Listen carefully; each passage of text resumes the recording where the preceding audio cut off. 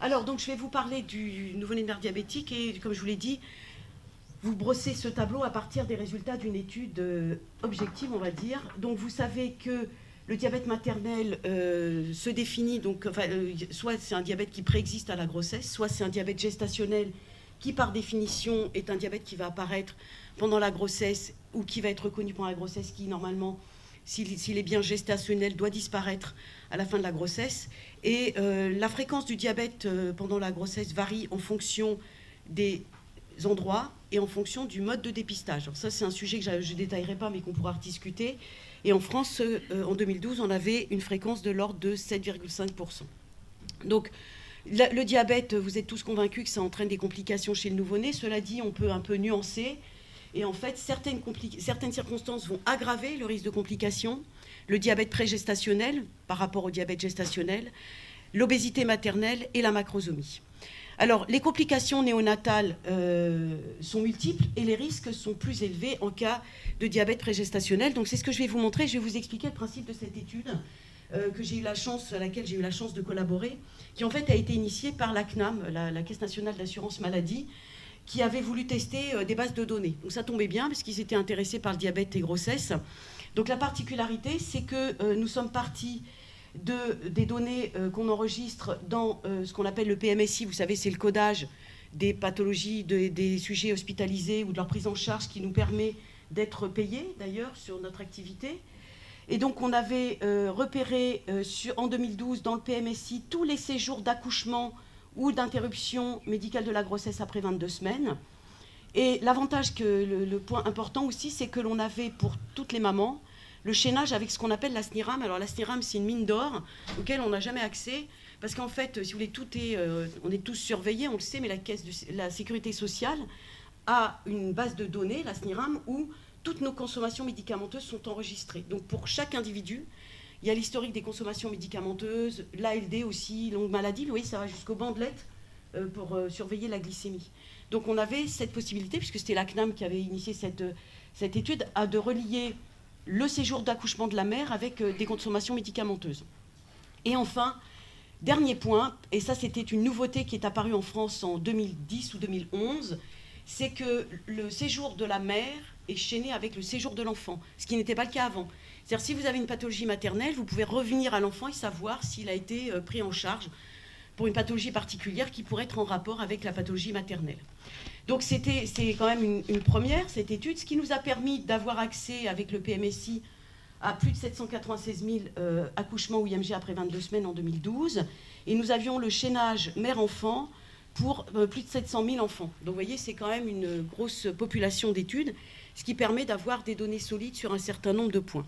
Alors comment est-ce qu'on a utilisé cette base de données SNIRAM? Ça nous a permis, ce qui est absolument... je ne vais pas insister sur quelle était cette étude, mais c'est un sujet qui me passionne, le diabète, et il y a plein de questions auxquelles on ne pouvait pas répondre, parce que quand vous êtes comme ça sur des grandes populations, souvent vous n'êtes pas fin sur le classement des diabètes. Vous dites, diabète et grossesse, voilà. Mais on ne sait pas très bien si c'est des diabètes de type 1, des diabètes de type 2 ou des diabètes gestationnels. Et comme nous avions accès à la SNIRAM, on a pu classer les diabètes. Alors je ne vais pas vous faire tous les types de classements, mais je vais vous montrer le principe pour le diabète gestationnel. Donc en fait, on a considéré qu'on avait affaire à un diabète gestationnel quand évidemment la mère n'avait pas de traitement avant la grossesse, quand au cours de la grossesse, on avait la délivrance, au moins une délivrance d'insuline ou de bandelettes de surveillance de la glycémie, et on avait bien sûr, si possible, le PMSI, c'est-à-dire le codage du diabète dans le PMSI, mais vous savez que le codage du PMSI n'est pas fiable, donc ça nous permettait justement de récupérer ce diagnostic. Et bien sûr, on excluait du diagnostic de diabète gestationnel s'il y avait eu un traitement avant la grossesse. Et de la même façon, pour le diabète de type 1, on a pris les femmes qui avaient de l'insuline avant, pendant, après la grossesse. Vous voyez, c'était l'idée. Donc ceci nous a permis de classer les diabètes. Donc on a donc pu voir que 0,16% des femmes avaient un diabète de type 1, 0,24 un diabète de type 2 et 7,24 un diabète gestationnel. Sachant que, première remarque, on était en 2012 sur les nouvelles modalités de dépistage qui avaient été édictées par le CNJOF en 2010 en France. Donc c'est un dépistage par HGPO 75 grammes entre 22 et 26 semaines à peu près. Et donc on était là-dessus avec normalement un dépistage qui n'est pas systématique mais ciblé. Et deuxième chose, c'était la première fois qu'on montrait en France que finalement la fréquence du diabète de type 2 était supérieure à celle du diabète de type 1, mais je crains malheureusement que ce soit le cas maintenant dans beaucoup de pays du monde, et je crains que ce ne soit le cas chez vous, vu l'augmentation de l'obésité qui augmente le diabète de type 2, évidemment. Voilà. Alors ensuite, eh bien, écoutez, on a regardé un certain nombre d'occurrences. Alors effectivement, on n'est pas très raffiné, hein. On n'a pas regardé l'ictère et l'hypoglycémie, parce que ça, le codage, c'est pas du tout fiable. Mais on a regardé, vous voyez, les décès périnataux, l'accouchement avant 37 semaines, l'asphyxie, la macrosomie, les traumatismes obstétricaux, donc plexus brachial ou fracture, les malformations cardiaques, les malformations du système nerveux central et la détresse respiratoire. Alors je suis désolée parce que mais on va reprendre de toute façon, ça a été un peu décalé là sur mon diaporama. Donc qu'est-ce que l'on peut voir? On peut voir que donc là vous avez des odds ratios, c'est-à-dire des risques, que les risques sont bien plus importants pour les diabètes prégestationnels et en particulier pour le diabète de type 1 où tous les odds ratios sont augmentés et plus élevés que pour le diabète de type 2, sauf sur le décès périnatal. Et ça a déjà été montré dans d'autres études.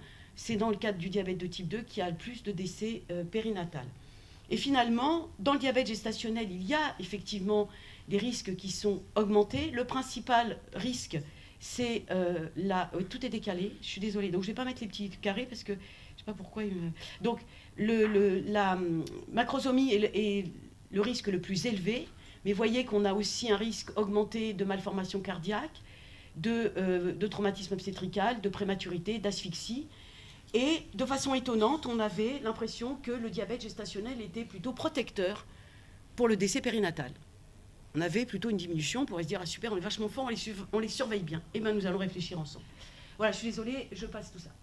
Alors, on va revoir point par point, un petit peu plus en détail, les complications. Et en ciblant la diabète gestationnel, puisque c'est beaucoup de réponses qu'on a pu apporter là-dessus. Donc, comme je viens de vous le montrer, le diabète gestationnel a une mortalité périnatale un risque beaucoup plus faible que dans les autres types de diabète. Alors, est-ce que vous pensez que le diabète gestationnel a un effet protecteur sur la mortalité périnatale? Donc, je vais vous donner la réponse non. Là, je vous laisse réfléchir à cette phrase. J'aimerais bien, je suis professeur. Donc, en fait, c'est ce qu'on appelle le biais d'immortalité. Quand on dit les professeurs vivent plus vieux que les docteurs, c'est faux. Malheureusement, c'est faux. Parce que quand on devient professeur, on a déjà un certain âge et il y en a déjà qui sont morts avant d'être nommés professeurs. Donc non, ils ne vivent pas plus vieux que les docteurs.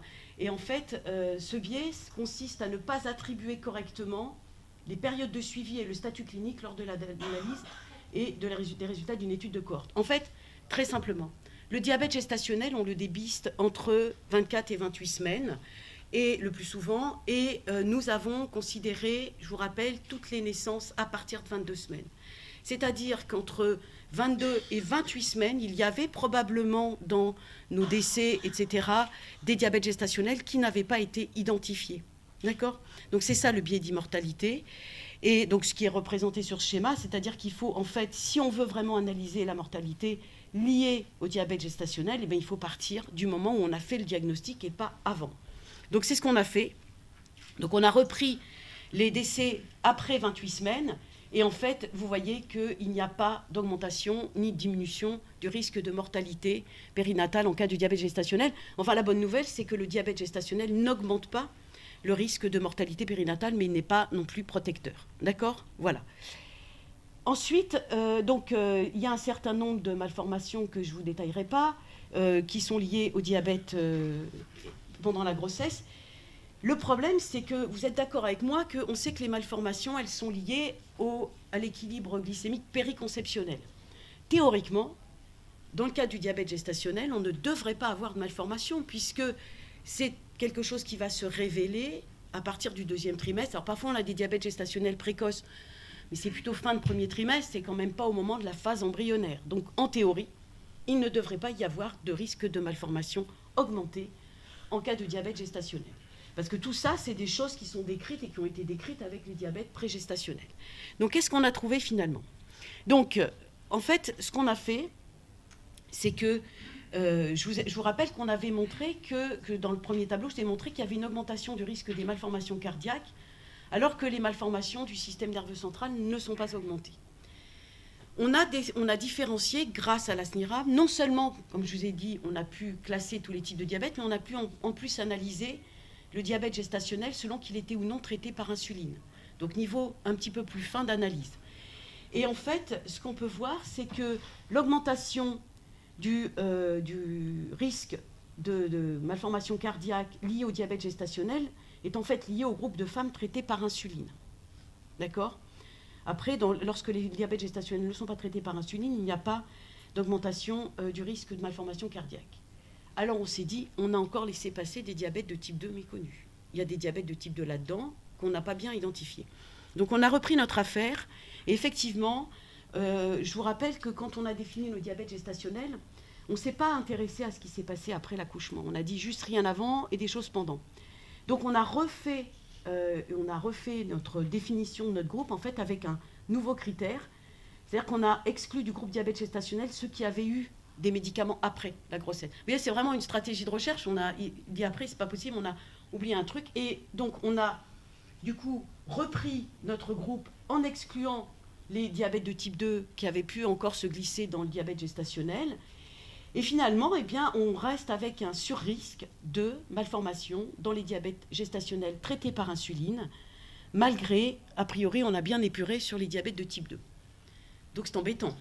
Eh bien, on va y réfléchir après, et moi je pense qu'il y a l'impact de l'obésité maternelle, et je vous en dirai un mot après. Alors, et par contre, je n'ai pas d'explication, je n'ai pas dit, vous avez vu qu'on n'a pas de surrisque sur la malformation cérébrale. Probablement que les mécanismes liés à la malformation sont différents, mais voilà. Alors, ensuite, la macrosomie. Bon, alors, vous avez vu, la macrosomie, je vous rappelle qu'il y a plusieurs définitions. Soit on prend le point de vue de l'obstétricien qui donne une valeur absolue de poids, ce qu'on comprend parce que lui, il doit sortir l'enfant, donc c'est un problème de volume. Et puis nous, on est un peu plus raffinés, on va dire, et on a besoin de prendre en considération aussi le terme. Donc on utilise le 90e percentile parce qu'on sait qu'à 36 semaines, 3,8 kg, ça ne va pas forcément bien se passer. Donc on est quand même déjà inquiet.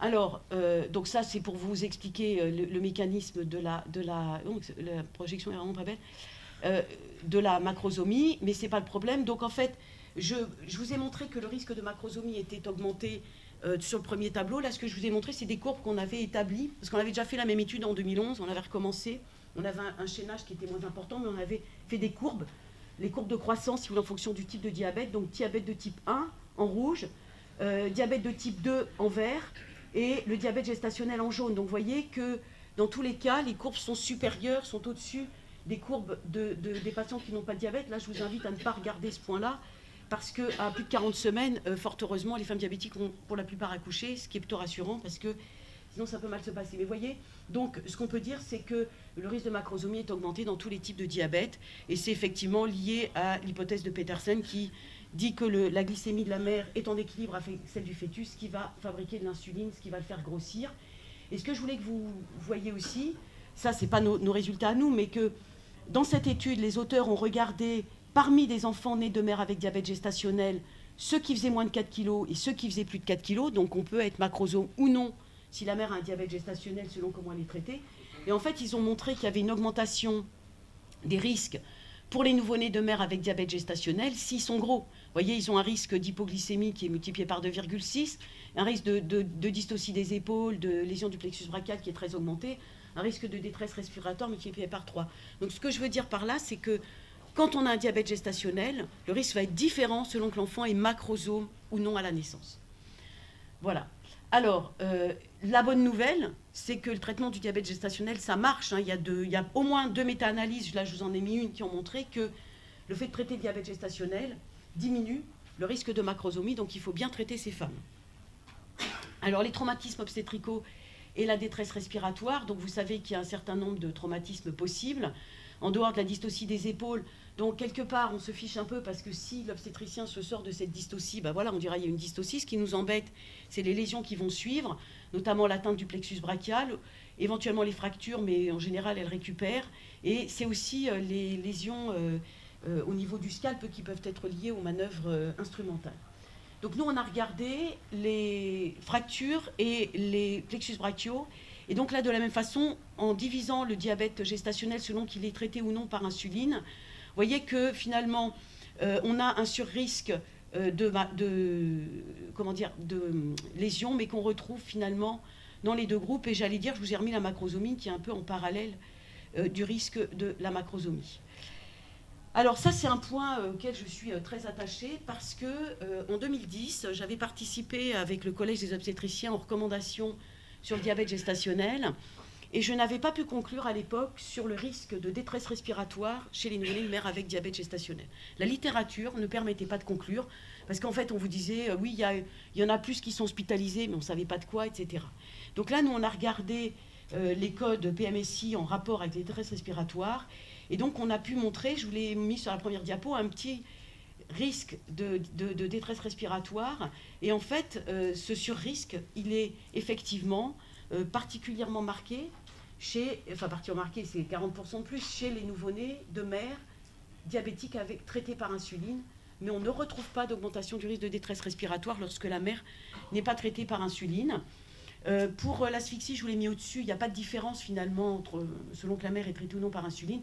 Et je vous ai remis des choses que je crois que je vous avais peut-être pas mis sur la première diapo, c'est qu'on a aussi regardé des occurrences maternelles pour dire que est-ce qu'il y a aussi dans la détresse respiratoire le rôle de la césarienne qui est plus fréquente chez les femmes traitées par insuline.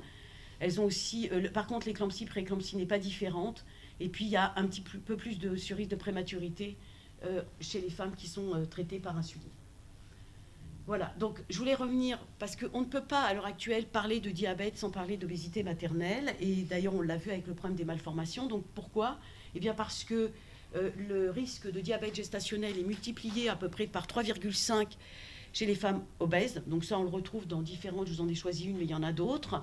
Donc diabète gestationnel et obésité maternelle sont très associés. L'obésité maternelle augmente aussi le risque de macrosomie, à peu près de 2,5 fois quand on reprend l'ensemble de la littérature, et elle augmente la mortalité. Et donc cette étude, elle est vraiment très jolie parce que les auteurs ont pris soin d'exclure les malformations congénitales et les diabètes prégestationnels, donc on est vraiment dans le cadre de l'obésité. Vous voyez que le nadir de la mortalité, de la probabilité d'un décès périnatal, c'est à 23 kg mètre carré sur l'IMC. Et après, vous avez une augmentation linéaire de cette mortalité avec l'IMC de la mère. Et donc, surtout, l'obésité maternelle en elle-même probablement augmente le risque de malformation. Donc là, je vous ai mis, parce que j'ai fait une revue récente de la littérature, à peu près le surrisque lié à l'obésité maternelle. Et donc, vous retrouvez des malformations qui, effectivement, sont aussi présentes dans le diabète, mais vous retrouvez des malformations qui ne sont pas classiquement décrites dans le diabète, comme la hernie de Coupole et l'omphalocèle. Et donc, de plus en plus, et il y a des études qui ont fait aussi des ajustements, parce qu'ils avaient à disposition les données sur le diabète de la mère, et qui montraient que les risques n'étaient pas très différents, selon que la mère était diabétique ou non, concernant ces malformations. Donc là, l'obésité maternelle augmente le risque de malformation, et elle augmente aussi le risque de complications néonatales. Vous voyez, là, vous avez la fréquence des complications néonatales sur un critère composite, et en fait, vous avez une augmentation linéaire de la fréquence de cette complication avec l'IMC de la mère. Voilà, donc au total, les risques de complications fœtales et néonatales sont augmentés en cas de diabète prégestationnel de type 1 ou de type 2, en cas de diabète gestationnel traité par insuline, de macrosomie associée et d'obésité maternelle.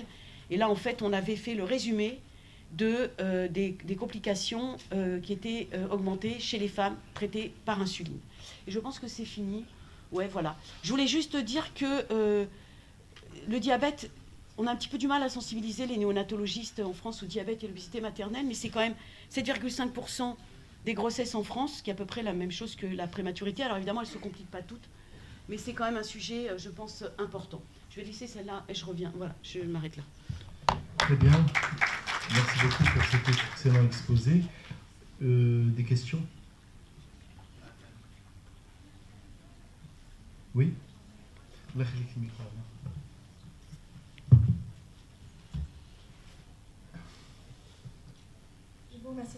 pour votre excellente présentation. Alors, ma question, c'est un débat qu'on a tout le temps avec les gynécos, c'est quelles femmes ont le droit de qualifier comme porteuses ou ayant un diabète gestationnel.